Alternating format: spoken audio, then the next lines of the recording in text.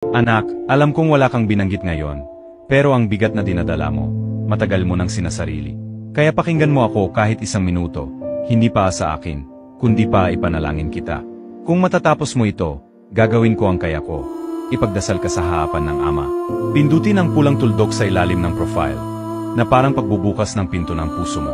I-comment mo, Panginoon, kailangan kita, hindi pa sa iba, pa sa spiritual realm na nakikinig. Simula ng panalangin. Ama sa langit, may isang anak mong sobrang pagod na. Hindi na siya nagsasalita, pero gabi-gabi siyang umiiyak ng tahimik. Ngayon, puntahan mo po siya. Bigyan mo siya ng lakas sa pinakamasakit niyang bahagi.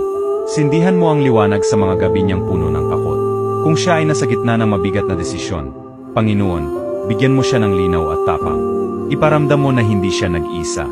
Sa iyong pangalan, kami ay humihiling ang pagkilos mo. Kung handa kang tanggapin ang panalangin na ito, ay save mo ang video na ito at i-share sa taong palagi mong inaalala.